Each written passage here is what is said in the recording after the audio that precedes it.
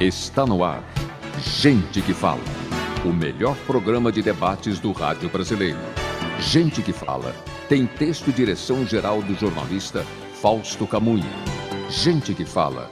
Reúne de segunda a sexta-feira formadores de opinião para discutir as principais notícias do dia. Gente que Fala. Tem o selo de qualidade APCOM.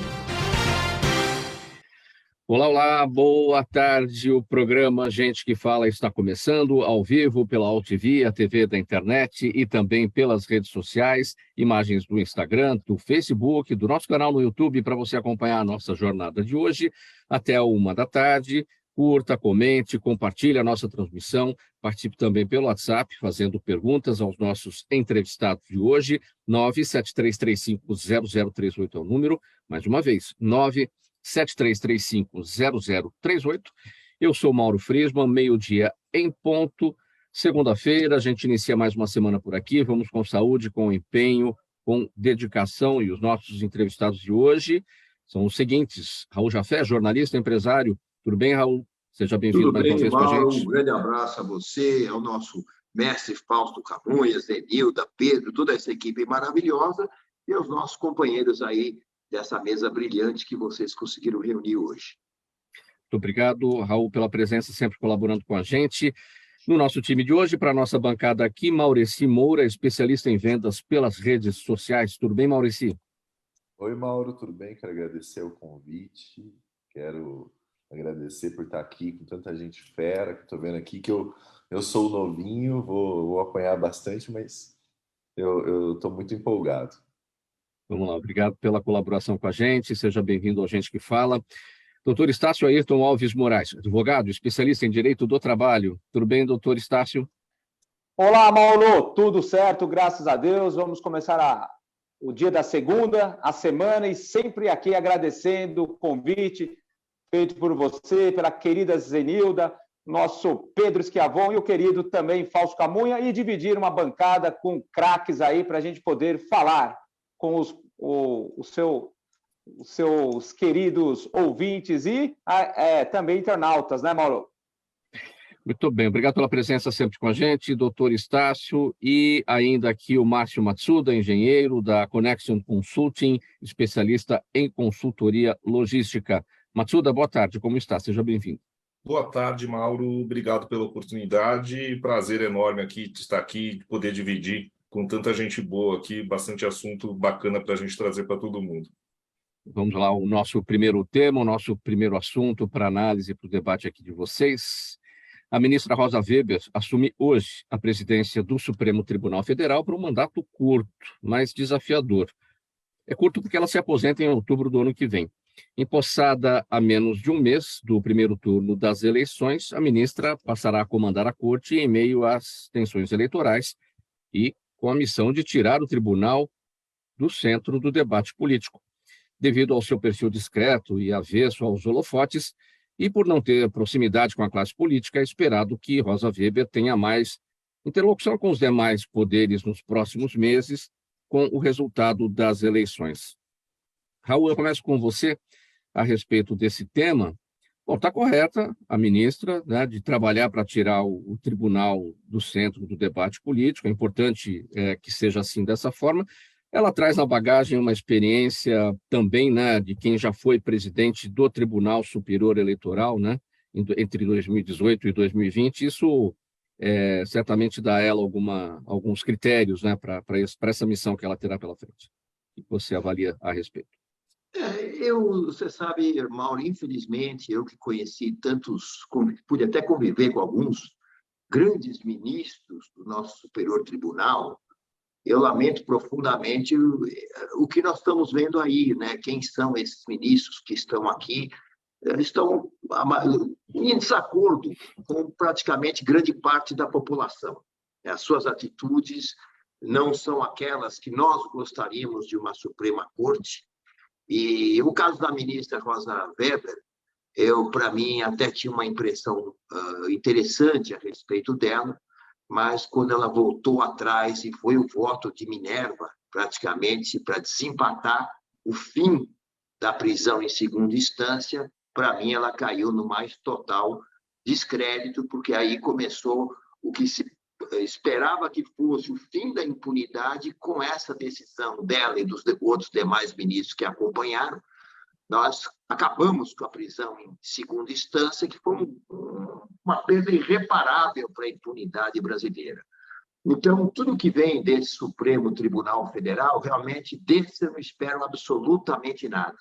Aliás, eu acho que nós temos que ter uma reflexão muito importante no próximo Congresso Nacional, saber de que forma se nomeia o ministro do Supremo Tribunal. Indicações políticas, entra um presidente, tem direito a substituir 2, ele põe 2 do time dele. Aí entra o outro, tem direito a substituir 3, põe 3 no time dele.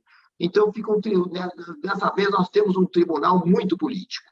Todos são partes de um tribunal político. E isso é ruim para o Brasil, porque a Suprema Corte ela só tem que decidir se a questão está certa ou que está errada.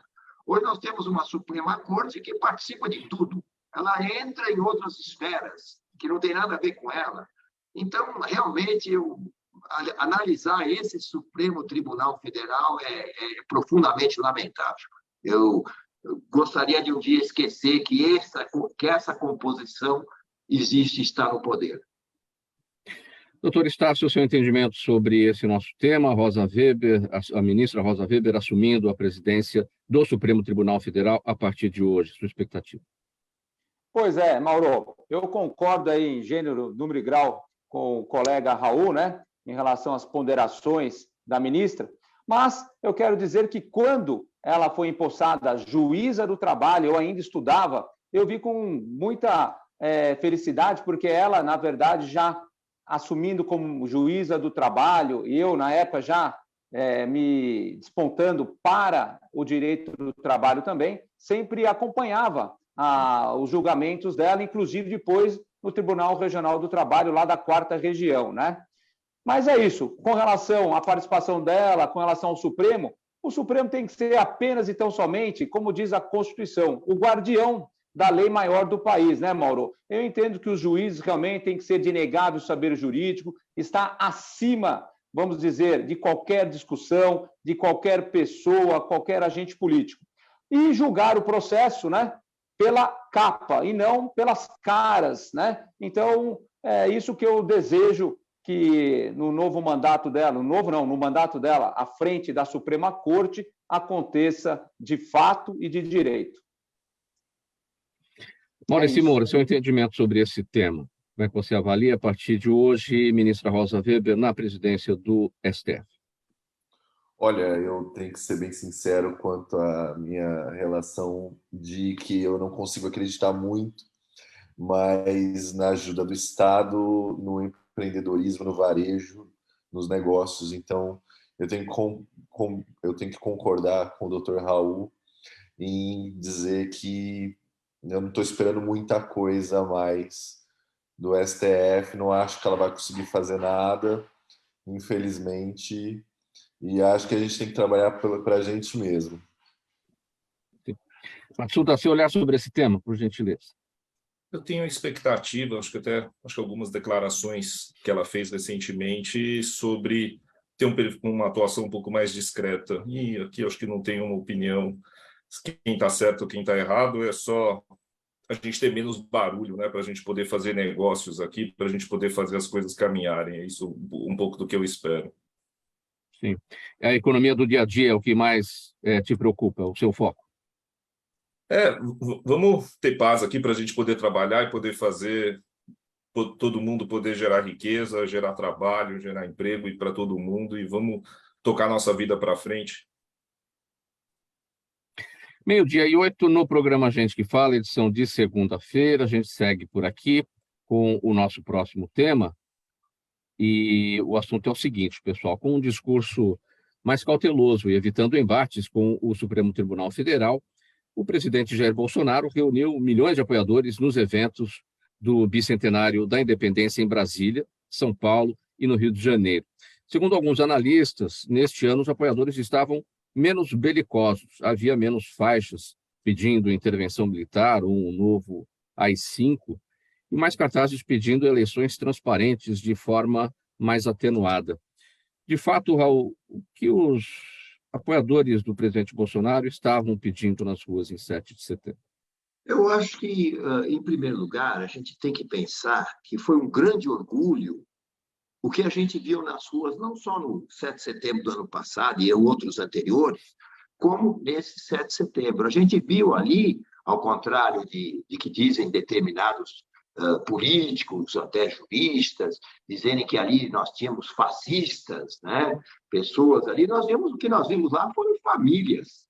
Nós vimos a vovó, o vovô, o pai, a mãe, a criança, vestidos com as cores da nossa bandeira, cantando o nosso hino nacional.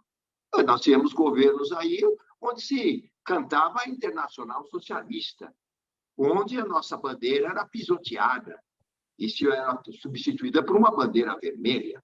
Então, antes de mais nada, o que nós vimos foi um ato cívico. As pessoas foram lá para as ruas. Eu não diria que é para apoiar o presidente, para ir contra um outro candidato, isso. O objetivo é falar, olha, nós queremos valorizar os nossos valores éticos e morais. Isso que as pessoas não percebem. A gente dizer o seguinte, nós que fomos educados sobre outros costumes, que quando entrávamos na nossa escola, tivemos lá educação moral e cívica, cantávamos o hino nacional, tínhamos o maior respeito pela nossa bandeira, isso foi se perdendo ao longo dos anos. E, ao longo dos anos, só se passou a usar camisa verde e amarela em jogo de Copa do Mundo. Fora isso, quando é que você viu um brasileiro usando uma camisa verde e amarela? Não usava. Então, nós tínhamos o quê? Um país já que havia perdido completamente a sua identidade pátria, o seu dever cívico. Então, eu entendi essa não manifestação, eu entendi esse apoio à nossa cultura, ao nosso patriotismo, ao nosso 7 de setembro, entendi como as pessoas dizendo o seguinte, olha, nós queremos um país com ordem e progresso, porque está se vendo de um outro lado que a coisa está complicada. Nós temos jornalistas, colegas nossos, jornalistas, dizendo que na nossa bandeira estava escrito independência ou morte. A mesma jornalista falou que Chile e Equador não pertenciam à América do Sul. Nós vimos outra jornalista famosa dizendo que o presidente levou milhões de pessoas às ruas, mas isso é um dia triste para o Brasil. Como você levar o sentimento verde e amarelo, a nossa bandeira, para as ruas? É ser contra o Brasil? Então, eu acho que nós vivemos uma inversão de valores muito grande, lamentavelmente. Mas foi lindo de se ver aquelas famílias, a verdadeira legítima família brasileira, de tradição e de costumes, indo ali envolta na nossa bandeira nacional, usando as cores verde e amarelas, azuis, e, principalmente, cantando o hino nacional brasileiro. Para mim, foi um orgulho estar na rua ao lado desses patriotas, dessas pessoas que valorizam as cores da nossa bandeira, os nossos deveres pátrios. Raul Jafé, a gente precisa de tranquilidade e paz até o dia das eleições, que essa polarização que a gente vê aí muitas vezes arrefecida, durante este período as coisas caminhem melhor para que a gente tenha um período eleitoral aí mais favorável. O que você acha? Bom, eu só complemento, baseado no que você falou, dizendo que havia milhões de pessoas nas ruas e quais tumultos aconteceram. Houve mortes, houve tiro, cinegrafista levou bala na cara, como já aconteceu em tempos atrás. Vocês viram alguma loja da Avenida Paulista arrebentada, vidros quebrados, invasões, destruição de carros? Ninguém viu isso. Você entendeu? Então, nós temos aí milhões de pessoas pacíficas que foram às ruas mostrar o seu dever cívico e respeito ao que elas acreditam. 12h14, vamos seguindo aqui com o próximo tema do programa Gente que Fala, vamos falar de empreendedorismo digital. Olha, gente, não é de hoje que dizem que o futuro é do trabalho digital e do desemprego analógico. A questão é que, com a pandemia, esse futuro chegou do dia para a noite e muitas empresas passaram a demitir, enquanto outras, as digitais, contrataram essa mesma leva de desempregados, desde que com ao menos um mínimo de capacitação, como as vistas nas divertidas lives do camelô Maurício Moura, que está aqui com a gente para essa conversa, nas quais ele avalia com extrema sinceridade perfis de pequenos empreendedores. Maurício, para a gente falar do trabalho digital, do desemprego analógico, vamos voltar um pouco no tempo, lá para a Revolução Industrial, quando se falava, né, com a Revolução Industrial, que muitos dos empregos também seriam perdidos por conta da automação, né? Que relação, que comparação a gente pode fazer entre a Revolução Industrial e o empreendedorismo digital de hoje em dia? Eu concordo com certeza com a diminuição de alguns tipos de trabalhos, com o detrimento de alguns segmentos e o crescimento de outros. Hoje a gente é responsável por mais de 90 mil empresas no Brasil e em mais de 18 países, em ajudar essas empresas a vender na internet.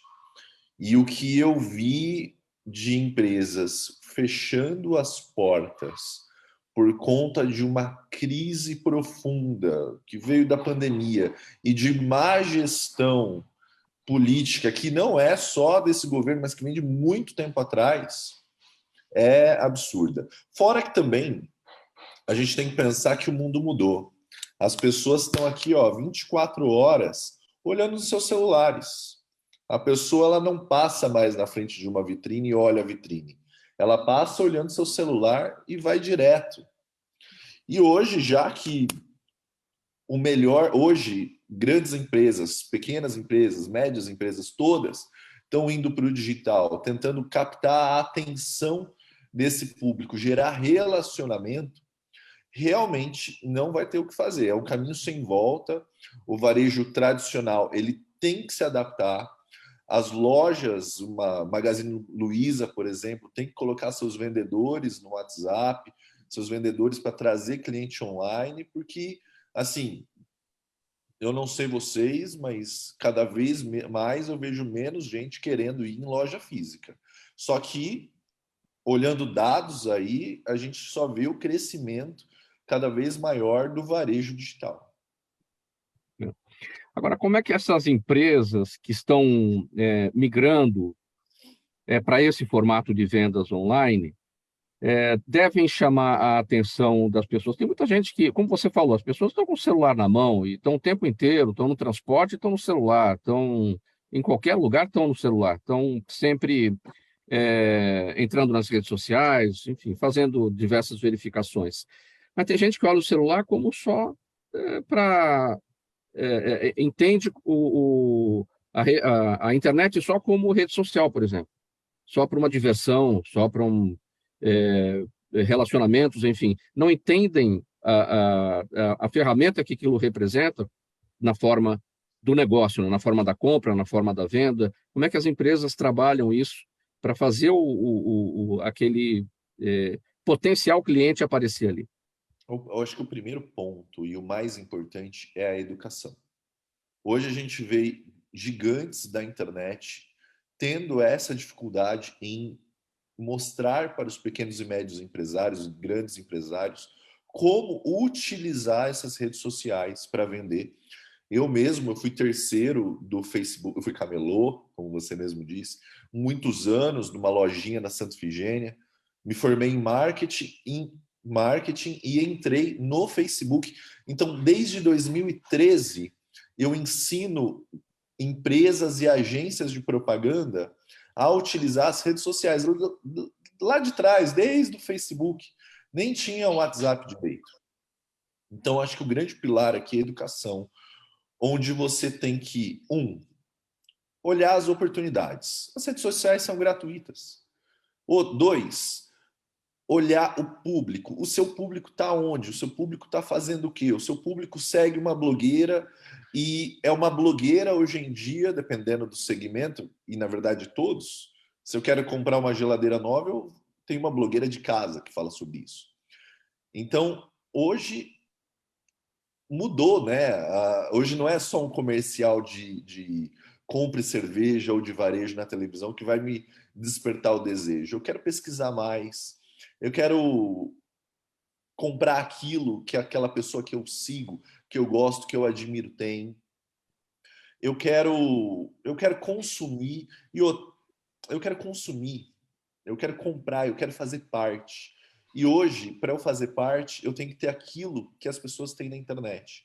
É até um pouco dramático se parar para pensar, e eu estou dramatizando um pouco também, mas é a grande verdade, as pessoas querem consumir esses produtos. E o que o varejo tem que fazer?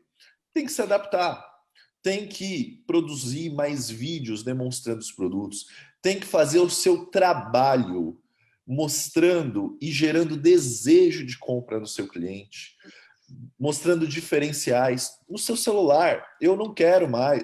Para eu comprar um produto de R$ 1.000, você precisa me convencer. Não é só colocar um banner na minha frente. A gente não está mais em 98. Então, muito conteúdo em vídeo. Live. Gente, agora a live é essencial para um negócio. Parceria com blogueiro. Tem tanta coisa que dá para fazer. Estou até me perdendo aqui, desculpa. Agora, o empresário precisa ser digital também, né? Vou te falar uma coisa. Esse é o primeiro ponto. Ele tem que fazer uma migração imediata. Com certeza. Hoje mesmo, agora mesmo, eu estava sofrendo para conseguir um novo vendedor para uma das minhas empresas, porque além das empresas de educação, eu também tenho empresas de varejo. Então, é um desafio. Eu preciso capacitar funcionários. Eu mesmo preciso me capacitar como empresário. E eu tenho que fazer essa virada. Gente, ter uma rede social é de graça.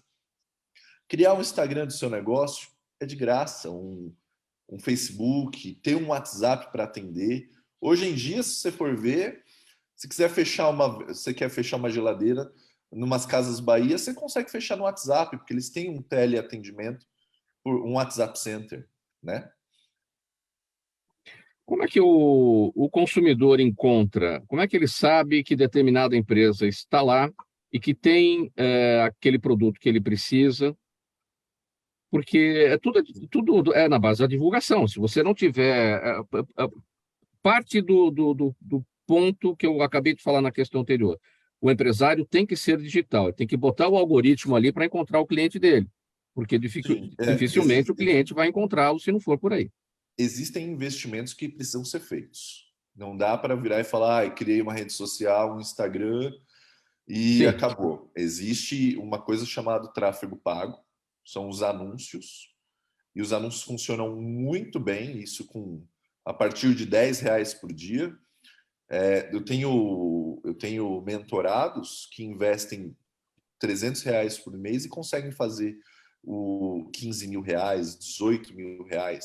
Porque existe o bom de ter rede social e trabalhar com rede social é ter um negócio na rede social, é que você consegue definir gênero, região, interesse de compra. Os algoritmos, as redes sociais sabem tudo o que você quer, tudo o que você consome. Então é muito fácil hoje em dia eu colocar uma oportunidade, uma isca digital, dicas gratuitas para você ter uma casa dos sonhos, por exemplo, e aí a pessoa começa a te seguir nas redes sociais. E isso você consegue fazer com anúncios, por exemplo. Vamos pegar o nosso exemplo prático aqui. Estamos no ar, estamos oferecendo um serviço para a nossa audiência, análise, debate dos temas aqui que estamos colocando. Nas redes sociais, estamos em todas elas, no Instagram, no Facebook, no nosso canal no YouTube, estamos ao vivo no AltV, a TV da internet, que tem tradição em transmissão de conteúdo. Como é que a gente ataca o nosso público para fidelizar e tê-lo aqui todos os dias, a partir do meio-dia, para acompanhar a nossa prestação de serviço? Adorei, porque eu estou numa entrevista e já estou dando uma consultoria. Primeira coisa, eu faria uma análise de público-alvo. Quem é o meu público-alvo? São pessoas com uma educação superior, da região sudeste e capitais de todo o Brasil, gênero masculino e feminino com mais de 30 anos de idade. Pronto, já tenho 80% da minha análise de público-alvo. Então, não vou falar para uma pessoa de 18 anos na verdade nem a quero. Ah, mas eu gostaria de ter... É melhor a gente ter o público comprador, a galera com eu prefiro ter um Ayrton, um Matsuda aqui comigo. Então, a primeira coisa é fazer uma análise bem crítica do seu público-alvo mais real. Assim, quem é o alvo que eu mais quero? Porque aí, com isso, eu consigo vender outras coisas, uma publicidade depois. Eu vou ter uma carteira de clientes que me consomem e que é interessante para grandes anunciantes de segmentos X. Depois disso, tráfego pago mesmo, em duas fases. Uma, atraindo essas pessoas para me conhecer, e dois, a frequência. Uma coisa que a gente acaba esquecendo, isso eu aprendi no Google, é o reach and frequency, alcance e frequência. Não adianta eu trazer a pessoa para me conhecer, eu apresentar uma vez a minha oportunidade. Eu tenho que ter uma frequência e fazer essa pessoa lembrar de mim de verdade. Uma frequência com vários conteúdos diferentes. Isso é o jogo dos grandes. É você trazer muita gente e repetir várias vezes a mesma mensagem com conteúdos diferentes para essa pessoa querer comprar. Então, usar as redes sociais, anúncio para aumento de base, Reels, né, um formato de post que vai te trazer bastante alcance e muita frequência com conteúdos que geram mais atenção. Não pode ser conteúdo técnico, tem que tomar cuidado, mas conteúdos de topo de funil, mas conteúdos legaizinhos, sabe? Aqueles conteúdos que chamam a atenção, clickbaits. Nossa, acho que eu falei difícil, talvez, não sei. Matsuda, muito trabalho, não? Acho que tem uma parte interessante aqui quando a gente se juntou, que tem alguém aqui com uma expertise imensa para vender e tem um outro trabalho que também é muito relevante, que é fazer a entrega para a turma, né? Assim, receber no prazo, receber rápido. Faz uma gentileza, se aproxima um pouquinho mais da tela. Pois não. Aqui. Isso, muito bom. Pois não. Pode seguir, desculpa. Me imagina. E aí, pegando, acho que um pouco do que a gente estava comentando, como o e-commerce acelerou, né, nos últimos anos, e isso gerou uma pressão enorme em cadeias logísticas aqui no país. Então, desde, acho que até um dos pontos que vocês estavam comentando, né, um pouco do despreparo digital, e isso também acabou batendo na infraestrutura para você conseguir atender um volume de pedidos bastante alto de e-commerce que a gente teve. E é uma complexidade bastante diferente, né? Ali, do ponto de vista de logística, você abastecer uma loja ou você atender um pedido do e-commerce, você está falando de uma quantidade de pedidos imensa, tem que preparar todos os pedidos um a um, tem uma quantidade de entregas domiciliares que, eventualmente, seu cliente pode não estar lá, pode ser uma área de risco, pode ter uma série de coisas, você precisa ter muita tecnologia aí, tanto de sistemas, mas também muito processo e planejamento dentro de casa para conseguir atender, assim, de nada adianta tudo aquilo que o Maurici comentou, né? Existe um esforço, técnica, verba para trazer esse cliente e no final ele compra e tem frustrado a sua experiência de compra se ele passa por algum tipo de problema ao longo do processo de logística e distribuição dele. Vamos ouvir o empresário, né? Raul Jafé, essa migração do analógico para o digital, o empreendedorismo digital, quais são os limites? Olha, não tem limites, na minha opinião, porque é como falou muito bem o Maurici, que é um especialista, o Matsuda, que eles trabalham nesses ramos, né, e conhecem profundamente. A internet é ilimitada, né? As redes sociais são ilimitadas. Você é que tem que saber como trabalhar com todas essas pessoas, com todo esse público. Como falou, o Maurici poderia passar 3, 4 horas aqui fazendo uma explanação de tão amplo que é o assunto. O que eu acho é o seguinte, para quem já tem um domínio bom sobre o celular, sobre o computador, a compra online é fundamental, né? Você acaba comprando de tudo. Eu vejo coisas pequenas que eu compro hoje pela internet, que eu não vou pegar o meu carro, sair da minha rua, de onde eu estou, para ir em tal lugar, para encontrar essa pecinha, e estacionar meu carro, perder tempo. Eu entro lá no Mercado Livre, nos outros, sei lá o que tem ali dentro. Entro ali, aquela pecinha aparece para mim, tem 20 fornecedores, né? Eu escolho, eu ouço as opiniões, coisa muito importante, né? Porque você pode olhar as opiniões de quem já comprou, de quem já adquiriu. Então, e aquilo chega na tua casa com uma rapidez enorme, principalmente quando o produto é nacional, né? Chega na sua casa. Então, eu acho que virou hoje usos e costumes, né? Eu tenho amigos que mandam até flores via internet, né? Mandam flores, a esposa já recebe, não vai na floricultura mais comprar uma flor para mandar, ele já manda pela internet. Quer dizer, então, está havendo mudança. Por outro lado, ainda existe muita gente, embora hoje todo mundo tenha celular, né? Mas muita gente que não sabe, não consegue ainda trabalhar com isso. Mas, aos poucos, já está aumentando muito, né? Hoje, eu vejo pessoas mais humildes comprando bastante pela internet. Quer dizer, né? Ainda existe o receio de passar o cartão, mas aí já criou-se o cartão virtual, então já facilitou também. Você vê que a pessoa fala, não, agora eu posso mandar o meu Pix. Então, já facilitou também, não tem esse negócio de alguém ficar com o cartão de crédito dele ali e fazer mau uso.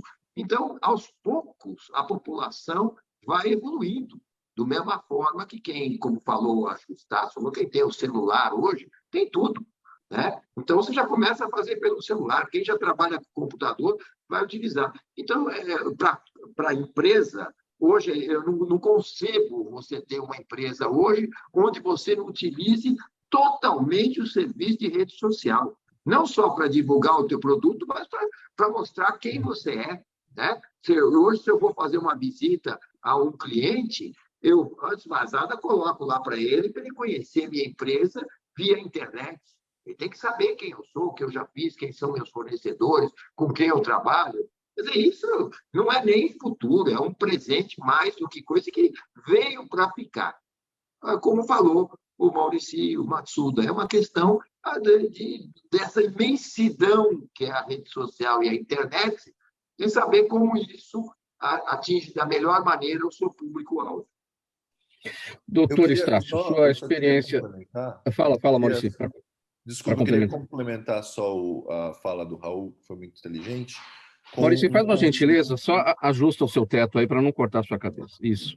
Eu queria só complementar com uma coisa interessante que é, cada vez mais, desculpa, está tendo obra aqui, cada vez mais está tendo a Dark Store. E a Dark Store é o quê?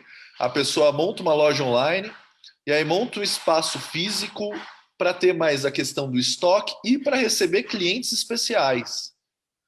E você nem vai... Então, a ideia é 90% do meu faturamento vem da minha loja online, eu monto uma loja dark só para poder receber alguns clientes e para poder ter uma produção de conteúdo e não ser na minha casa.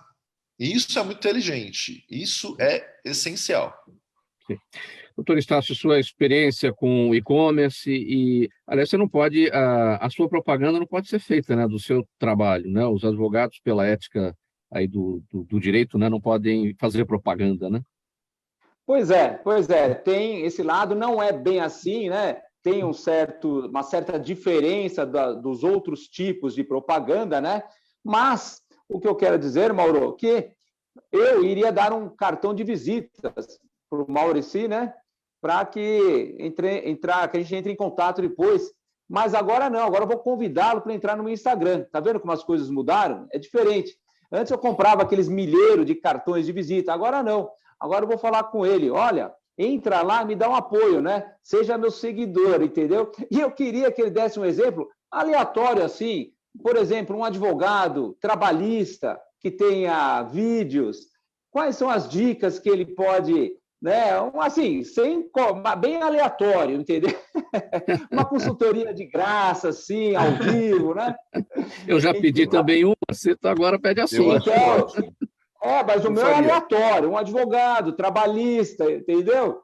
Bom, mas isso, brincadeira à parte, Maurício, isso cria também, viu, Mauro, e para todos os ouvintes, internautas, novas relações de trabalho. algumas figuras, alguns cargos, né, algumas tarefas saem de cena, mas entram outras. Então, quer dizer, veja, Maurici já é um consultor, o que não tinha antes, agora tem, de mídias, de redes sociais. Agora, o cara que imprime o cartão de visita já está com menos pedidos, ou seja, a sociedade é dinâmica. E o direito acompanha também, né? E, em razão disso, Mauro, vai causar também o quê? Uma certa exigência aos poderes, vamos dizer, ao Congresso Nacional, até aos estaduais e até municipais, de promoverem, de editarem novas leis para seguir essa dinâmica, para seguir todo esse comércio, todo esse e-commerce, todas essas redes sociais para novo regramento, porque começam a ter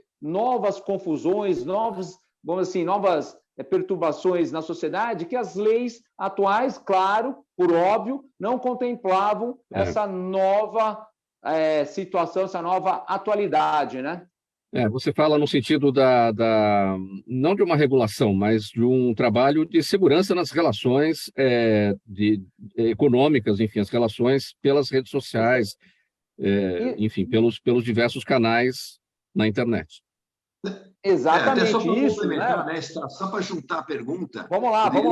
Por exemplo, ontem, pelo Mercado Livre, domingo, eu comprei 3 produtos. Então, alguém estava lá trabalhando em pleno domingo para me atender. Olha, pode ser, olha, a sua encomenda já está pronta para envio, amanhã o senhor recebe. Tudo isso foi feito no domingo. Então, isso mexe também numa relação de trabalho, né? É hora extra, como é que é? Já está regulamentado ou não? Como fica? Exatamente. Por hora, a gente vai utilizando as regras já postas, né? A legislação vigente. Por exemplo, no domingo, quem foi levar o seu produto, se ele não combinou algo diferente, ele vai ter que receber esse domingo em dobro, mas se ele tem uma folga compensatória durante a semana, ok, não tem nenhum direito a receber. Então, quer dizer, com essa nova situação, essa situação virtual, metafísica, deve causar situações não previstas na legislação trabalhista, na legislação consumerista. Então, quer dizer, a sociedade é dinâmica e aí o poder legislativo tem que acompanhar essa evolução, esse desenvolvimento. É isso, Raul. Só para complementar, desculpa. Para concluir, Maurício, vamos lá. É curioso que o Dr. Raul estava falando e o Estácio estava pensando muito nessa questão das relações de trabalho. E até minha esposa também é consultora de marketing e até ela é bem mais rígida, né? Mulher guerreira, né? Brava e maravilhosa, que eu amo. Mas e ela trouxe uma inovação que a gente utiliza muito agora, que é de robôs de atendimento. Então, Raul, posso falar uma coisa para o senhor que talvez você tenha falado com um robô que tem um texto persuasivo, um texto bem produzido e parece que é uma pessoa, mas na verdade não é. Então, é até uma oportunidade, agora falando com o empresário, é até uma oportunidade de você não precisar ter uma folha tão grande, porque você consegue usar automações e sistemas que conseguem fazer disparos a partir de gatilhos como uma compra, finalização de compra iniciada, compra, boleto gerado. Então, é até mais barato, porque a gente tem muito problema também de relação de trabalho, né? Apesar da pessoa, de estar todo mundo em home office. Legal. E aí o Maurício agora fez uma declaração de amor para a mulher, e muito, muito bonita, por sinal, e aí vão então lá, e o Raul falou da floricultura digital, aproveita aí a floricultura digital para mandar as flores. Foi o Raul que falou? Eu nunca mais fui para a floricultura. É o romantismo digital. Vamos lá, gente. Mas, brincadeiras à parte, falar. Só mais uma brincadeira, mas Maurício falou em robô. Mas olha, esse robô, ele tem um patrão. E se tem um patrão, nós, advogados, vamos levá-los à justiça. Não, Maurício? Não tem, não. Ele tem um patrão e a gente vai cobrar dele. Faltando 22 minutos para 1h, vamos seguir aqui, pessoal, que eu estou com o intervalo atrasado. Programa Gente que Fala, edição de segunda-feira. A gente faz uma parada breve, para chamar aqui o nosso apoiador. Daqui a um minutinho a gente está de volta. Até já, gente. Toda ação estratégica de sucesso tem um componente fundamental, um instituto de pesquisas ético, rápido e preciso. Afinal, é ele que vai fornecer informação confiável, sem achismos e palpites. E isso, numa época de mudanças rápidas e repentinas, é fator crítico de sucesso. A Orbis é um instituto de pesquisas que une precisão e confiabilidade estatística com a mais alta tecnologia de pesquisas do mercado. Tem inteligência artificial, robótica, big data, entre outros recursos, para que você tenha uma informação correta, confiável, com o menor custo e no menor tempo possível. Na sua próxima ação, seja ela corporativa ou política, comece pela Orbis, porque com a informação correta você vai mais longe, mais rápido e com mais segurança. Estamos de volta com o programa Gente que Fala, edição de segunda-feira, faltando 20 minutos para 13h agora. E a gente vai para o próximo assunto, que é o seguinte: a pandemia causou uma explosão das vendas online e uma drástica redução das compras em lojas físicas. Para minimizar o impacto, muitas empresas transformaram esses pontos em centros de distribuição avançados e próximos aos clientes.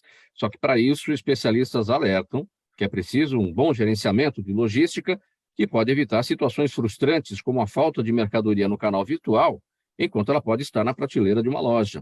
Márcio Matsuda, é uma tendência a transformação desses pontos físicos em pontos de distribuição do comércio eletrônico?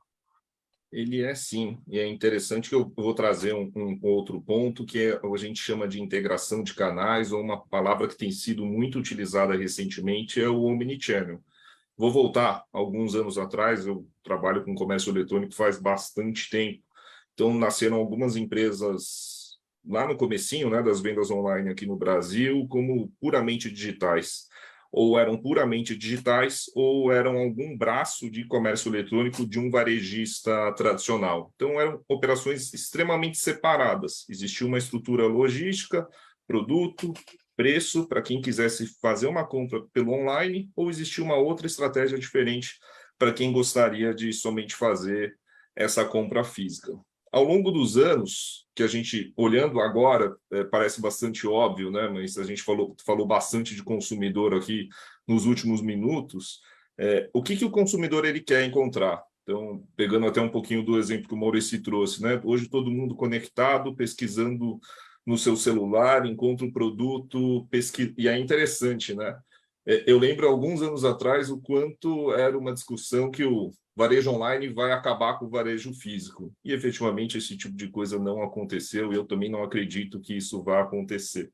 É uma jornada integrada. Então, muito do omnichannel, você está preparado para atender o seu cliente da maneira que ele quiser. E aí não tem mais a discussão, eu sou um cliente online, eu sou só um cliente de loja física. Dependendo do que você vai comprar, dependendo da ocasião, dependendo da sua disponibilidade, você vai preferir ir num shopping, ir na loja, passa a ser um motivo de uma experiência para você consumir, ou eventualmente você quer simplesmente fazer uma compra pela internet. E outra coisa bem interessante mesmo nos canais presenciais em que você foi para a loja física, existe muito que a gente chama hoje de venda influenciada, ou seja, você pesquisou, e normalmente você pesquisou na internet, informações sobre o produto, disponibilidade, se aquela loja tem, que preço que ela trabalhou. É difícil imaginar, né, que você simplesmente passou no shopping, olhou na vitrine e efetivamente fez a compra. Essa sua jornada ela começou, às vezes, algumas semanas, alguns meses atrás. E aí, por que todo mundo fala tanto do omnichannel, né? Assim, é bastante óbvio a gente querer atender o cliente da melhor forma possível, conforme ele quiser, não conforme a gente tiver a estrutura. E aí a gente fala muito da integração dos dois canais. Então, coisas que antes da pandemia, né, acho que o varejo não olhava com tanta força, mas acho que se viu obrigado, no momento de fechamento de lojas, a acelerar o canal online, eu gostaria de fazer uma compra online e retirar da loja, ou efetivamente eu aproveitar minha rede de lojas, que normalmente estão localizadas dentro dos grandes centros, para fazer uma expedição de um pedido a partir de uma loja física para um cliente que eventualmente está ali a 5 quadras dele, e ele pode receber isso no mesmo dia ou em questão de horas.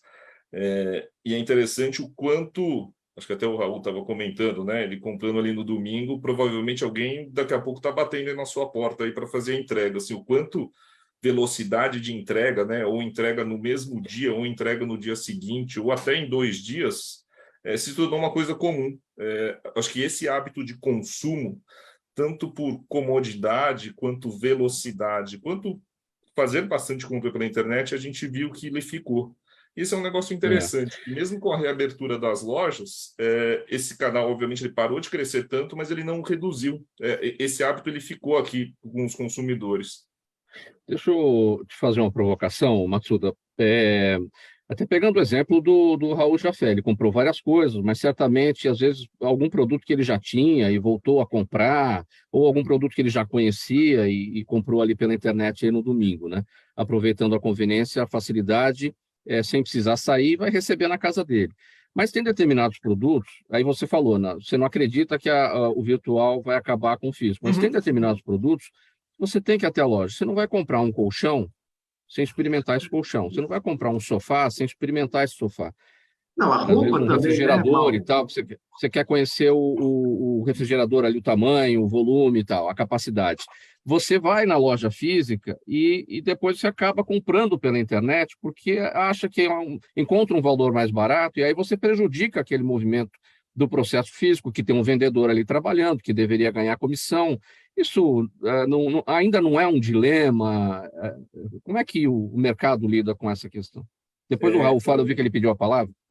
Claro, às vezes, acho que aqui eu tenho duas reflexões, né? Tem uma questão acho que da evolução do hábito de consumo. Então, de novo, eu vou voltar aqui no comecinho da minha carreira, quando a gente se perguntava se algum dia alguém compraria uma televisão sem olhar. Era a época que a gente vendia muito livro, CD e DVD, e hoje mais de 30%, 40% das televisões são vendidas por ali. Roupa é um negócio interessante. E aí, como é que eu acho que o comércio eletrônico ele acaba driblando esse tipo de coisa? Ele tem que tentar reproduzir no online uma experiência muito bem feita para você conseguir imaginar. Então, você está falando de padronização de tamanho, você está falando de uma tecnologia que possa simular, né? Você fornecer suas dimensões para você testar se aquele modelo ele vai caber em você, mas fatalmente pode acontecer algum tipo de devolução. E falando em devolução, você precisa também propiciar uma facilidade para você devolver e isso acontecer de uma maneira bastante rápida. Essa acho que é uma parte. Tem uma segunda que há um tempo atrás a gente falava muito do conflito de canal, né? Então era quase o vendedor dizendo: mas a internet está roubando a minha venda. Então aí é um negócio interessante, né? Vou dar eventualmente um exemplo meu. Eventualmente eu sempre fui cliente de uma determinada loja e sempre comprei com o João, que sempre foi o vendedor que me atendeu. E teve um dia que eu fui lá e fiz uma compra pela internet. Será que o João não merecia receber algum dinheiro, né? Alguma comissão, dado que eu sou um cliente dele? Esse é um tipo de provocação que alguns varejistas estão começando a se questionar, que ele eventualmente fala de uma venda influenciada. Não é uma venda que simplesmente veio de algum lugar. Assim, existe um cliente que foi trabalhado ao longo do tempo, ou pode ser que o João me mandou um WhatsApp e eu preferi, ao invés de responder o WhatsApp dele, eu comprei pela internet. Mas vamos valorizar o João. Deixar o João com as mãos abanando. Se você não conseguir tratar esse tipo de coisa, de fato dá problema. O João ele vai ficar chateado e vai parar de fazer isso. Bom, se você me permite fazer duas observações, uma com relação ao que o Matsuda acabou de falar, e alguém citou aí a Casas Bahia, né? Eu tenho uma vendedora da Casas Bahia que eu conheço há muitos anos. Então, quando eu vou comprar alguma coisa, eu faço o seguinte, eu vejo, dou uma olhada na internet, peço para ela, olha, eu vi isso na internet, na Casas Bahia, está com preço muito bom. Então, manda o link. Ela manda o link para mim e a comissão vai para ela. Quer dizer, eu faço isso, porque é uma vendedora da qual eu tenho fidelidade, né? E, por outro lado, também... É o João, né? Esse é o João. É o João. E, por outro lado, eu destaco duas coisas. Quando você anda pela rua, você olha aquela loja de doce, você é irresistível, você comeu o doce. Você não vai chegar em casa e comprar o doce pela internet. Você vai comer naquele momento. Você vai tomar o suco naquele momento. Eu, pessoalmente, não gosto de comprar roupa pela internet. Eu gosto de experimentar, ver se ficou bom. Porque depois que fica ruim em casa, eu tenho que fazer devolução, é uma coisa desagradável, chata, né? Então, eu gosto de comprar roupa lá, pessoalmente, o sapato, pessoalmente. Então, eu acho que esse comércio, muita coisa, é o que eu falei, pode diminuir. Muitas lojas serão apenas vitrines, né? Apenas para saber que aquela loja continua existindo. Mas hoje mesmo, até porque Casas Bahia, Ponto Frio, Magazine Luiza, hoje eles distribuem 500 mil produtos, né? Através até mesmo de parceiros, né? Então, como lembrou bem o Massuda, é uma questão interessante. De repente, eu faço isso. Quando tem um vendedor para o qual estou fidelizado, eu peço para ele mandar um link. Eu digo o que eu quero, falo, olha, encontrei por tal valor, você consegue um valor menor? Consigo, tal, papapá. Manda o link, ele ganha a comissão. Quer dizer, é uma adaptação do mercado, né? Para finalizar esse tópico, bem rapidinho, Massuda, que eu tenho ainda mais um tema aqui para o doutor Estácio. O Raul tocou num ponto importante, ele não gosta muito de comprar roupa pela internet, se não der certo alguma coisa, tem que devolver, dá trabalho. Você tem que pedir o código, fazer a logística reversa, ir no correio. E eu, particularmente, quando tenho que fazer isso, além do trabalho que isso dá, eu fico pensando, poxa, a embalagem foi aberta, tudo bem, todo o cuidado do mundo ali para poder devolver o produto em ordem, como chegou e tal, mas ele não chega nas mesmas condições que veio. Tem o custo da logística reversa para aquele comerciante. Isso tudo para o próximo cliente vai gerar um custo ainda maior e tal. Como é que o mercado absorve essas despesas todas? Acho que aqui tem duas reflexões. Uma, alguns grandes varejistas ele tem a própria rede de lojas físicas, então, pelo menos a primeira dica básica, né? Possibilite fazer essa troca na sua loja física para ter lá um atendimento, você já conseguir sair com a segunda peça e não entenda isso como um custo, né? Eu já vi estudos em que quando você faz isso, você conseguir vender uma segunda coisa para esse cliente, você tem uma alta chance de fazer. Esse é um ponto. Tem um segundo que é colocar barreiras para fazer essa troca é um assunto no mínimo polêmico, né? Porque como você bem trouxe, às vezes as pessoas entendem, mas tem um custo, eu vou tentar dificultar um pouco a vida desse cliente. Eu já vi, eu já vou trazer uma reflexão aqui, né? Moda em e-commerce ele tem uma taxa em torno de 10% de troca. Então, a cada 10 pedidos, um deles volta. O cliente não gostou, tem um tamanho que não coube, eu quero trocar para outra coisa. Na Europa, a gente fala de 40%. E aí, qual que é a questão que eles trazem? Assim, as pessoas estão tão acostumadas, né? Acho que quebraram um pouco a barreira, que elas acabam comprando qualquer coisa. E aí, para você conseguir ter uma boa fidelidade, ter um custo controlado, esse seu processo precisa ser muito bem feito. Você coloca a barreira para 40% dos seus clientes, você simplesmente não vai voltar mais naquela loja. E aí pode assustar um pouquinho esse custo, mas, ao mesmo tempo, as empresas entendem que fazer isso muito bem feito fideliza esse cliente para ele voltar a fazer, porque ele entende, faz parte da jornada dele, e, eventualmente, ele comprar uma roupa que ele não gostou ali, mas tem que ter uma troca muito bem feita. Muito bem, faltando 8 minutos para 13h, a gente vai seguir aqui com o próximo tema, e depois deste tema, as perguntas aqui da nossa audiência. Estácio, o Tribunal Superior do Trabalho condenou uma empresa de telefonia a indenizar uma atendente de telemarketing em R$10 mil por limitar o acesso dela ao banheiro durante o trabalho. Segundo o processo, saídas que demorassem mais de 5 minutos eram descontadas do prêmio de incentivo oferecido aos empregados. Conforme o TST, isso é um abuso do poder diretivo passível de indenização por danos morais, notadamente porque o empregado não tem condições de programar suas necessidades fisiológicas e pode, inclusive, desenvolver problemas de saúde. O que você esclarece sobre essa questão para a gente? Mauro, olha, essa decisão lá do Tribunal Superior veio muito bem-vinda, né? Vem a ratificar, a coroar as decisões de piso, como a gente chama, nas varas do trabalho e nos tribunais regionais, né? Que estavam reconhecendo uma ofensa à dignidade do trabalhador e, acima de tudo, da pessoa, né? Muitos casos, Mauro, até no escritório eu tive, mulheres grávidas que têm necessidade, que trabalham no telemarketing e a frequência ao banheiro, né, na urina, é mais frequente. Outros trabalhadores com remédios diuréticos, enfim, veio a indenizar o trabalhador que passa por essa situação. Por quê? Porque é uma briga entre o lucro, entre o cumprimento da meta contra uma necessidade fisiológica. uma questão ligada intimamente à dignidade e à saúde. O que variava, Mauro, era o valor da indenização.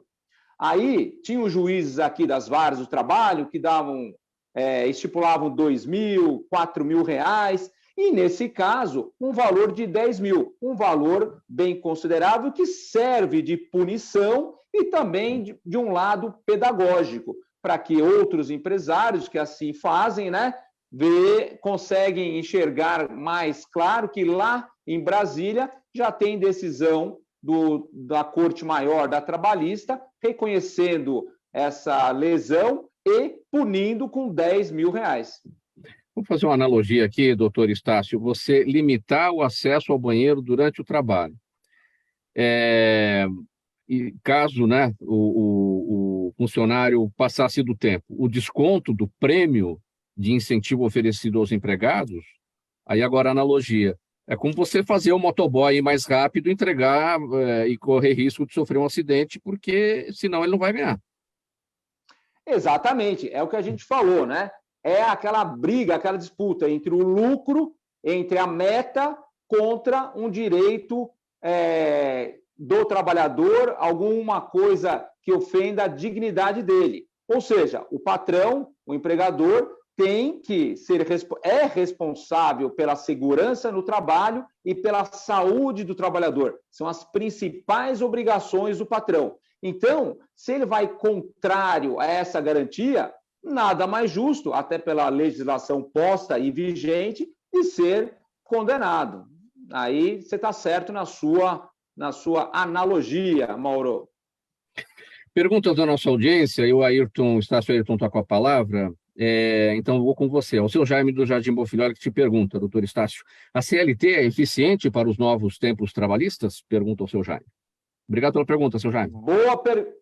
Boa pergunta, Jaime, muito obrigado. Como eu disse, né? Não é. Temos que ter um novo regramento, temos que fazer o poder legislativo trabalhar nesse sentido, porque o direito é dinâmico, as relações também, criam-se novas necessidades, novas situações, e aí, neste país democrático, né, só lei só sai lá do Congresso Nacional. Então, Jaime, é necessário para as novas relações de trabalho geradas aí pelo mundo virtual.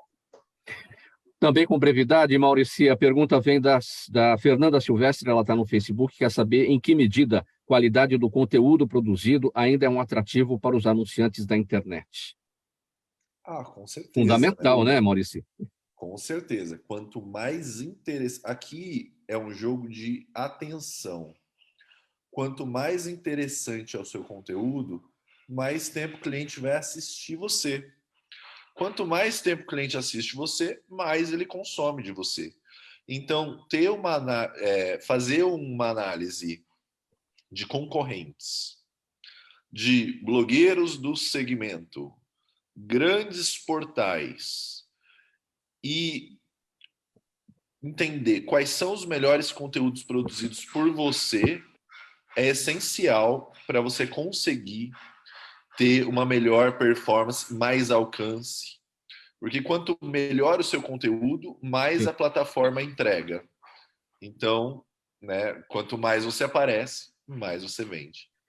Raul, Isabela Rodrigues no YouTube quer saber se a morte da Rainha Elizabeth II muda de alguma forma as relações da Inglaterra com o resto do mundo, especialmente com os países que ainda compõem o Império Britânico, como Austrália e Canadá.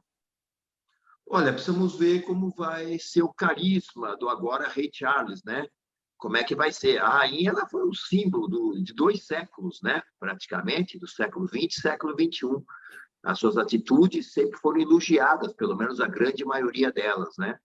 E precisa saber agora como o príncipe Charles, agora rei, vai conseguir saber lidar com isso, e inclusive quem assistiu a série da Netflix, lá, o The Crown, sabe que existe muita gente na Inglaterra que tem uma oposição muito grande ao regime monárquico da forma como ele é hoje. Vai caber muito ao príncipe Charles, nas suas atitudes ou decisões, essa continuidade da monarquia, bem como o seu papel junto às os outros países que também fazem parte desse chamado Grande Império Britânico. Eu acho, se eu tivesse que dar um conselho ao rei Charles, eu faria: traga o seu filho para estar junto com você, porque o seu filho é carismático, gosta muito de você, e você pode dizer que você quer prepará-lo para a sua sucessão.